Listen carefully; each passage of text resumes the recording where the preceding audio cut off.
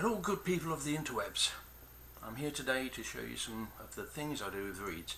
I've made some a little bit extra long, or should I say longer, just to show how they would sound and how to bring them into the correct pitch and the techniques I use to do that. And I also want to show that, you know, they're not the most delicate things in the world. Obviously you've got to be careful with them, and but you can move them around quite a bit.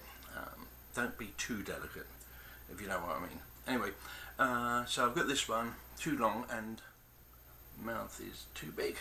So what I'm going to do with that, first of all, get the mouth size right. I always say this, mouth size first.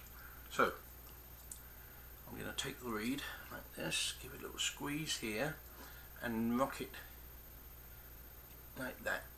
I'm actually putting quite a bit of pressure on with my right hand here and just holding the blades down with my left. I'll keep doing it until it's the size that I would like to see.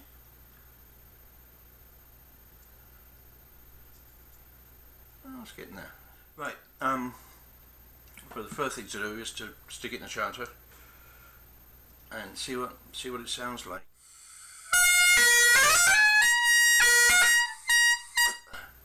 It's got no character to it, it's very thin. Don't like it. So, and it's got kind of sharpish on the top hand. So the first thing I'm going to do is sand this down and get the blades a little bit lighter than they are now.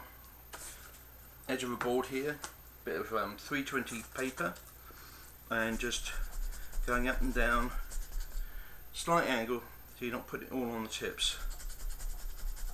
Then you kind of rock it in a little bit towards the end. You just got to be careful not to go through the corners.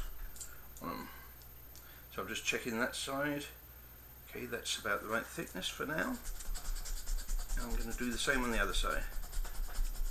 Try and get them nicely balanced. And that looks pretty good too, so I'm just going to stick it in. Chanter. This is Colin Keogh chanter, made by my good friend Murray Huggins. Really nice chanter, and it's got a nice, quite close spacing. If you have trouble reaching with chanters, really good things to get. Right, let's give this another shot. Ah, there we are, that's the F. Now this is the one that normally shows up with reeds too long. And it's blooming awful. Another test I do when I'm making reeds is I blow into them, and I'm looking for a certain sound, and the way I blow into them is just so they're just vibrating. So when I do that, I'm looking for a high-pitched sound, a certain pitch of sound. If it's really all low pitch, it's not going to work properly. So see, that's all low, and you'll see how this changes as I go along. So I'm going to cut the chunk off the top here. Keep it nice and straight. Right. Now I've done that, and it's made the blades a little bit thicker. This is what you have to do. It's all kind of swings and roundabouts with the reed. So I'm going to sand it down a little bit again. Let it vibrate efficiently. Right. So I'm going to check it again.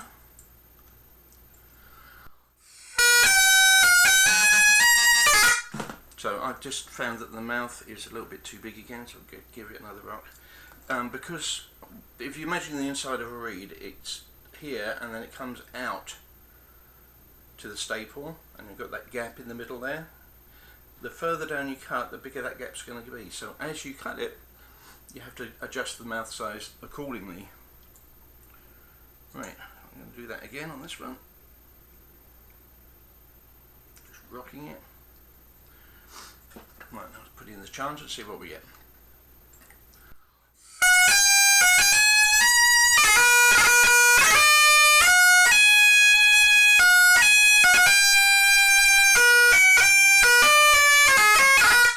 Then we're getting those natural notes as well, which is nice if you like to play that sort of thing.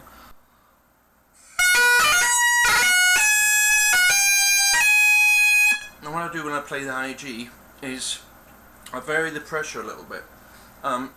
if it buckles or goes between two pitches there, it also means that the reed's slightly too long. So I'm just going to blow it again. You see that high pitch sound now? That's exactly what I'm looking for. So this is good. Didn't really have to do too much of this.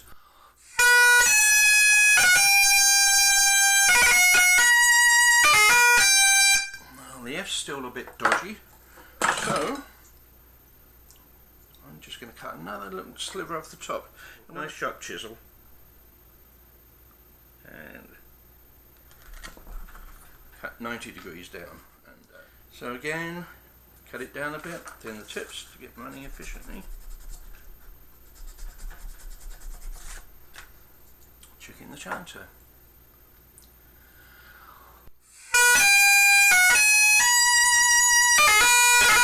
So that's really nice there. It's got a nice bit of character to it. It's nicely balanced. It's stable on the high G and F, which is where we want it to be. Now, if I want to check the strength of it, I'm going to put it on this gauge. This is our new gauges. These tops are made out of carbon fibre. Not that it matters that much. They're under $100 each, so it's an investment worth making, especially if you're ordering reeds from me or anybody else. If anybody's using this kind of technique, you'll be able to tell them what strength you're looking for, and they will make them accordingly, all being well. So let's just test this one out.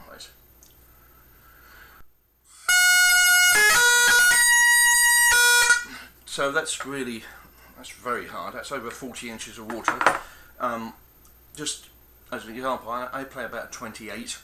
When I played in a band, it's getting closer to 35. Now what you might find is that as you take it down and make it really easy, the F could buckle a little bit again, so then you have to cut a little bit off the top.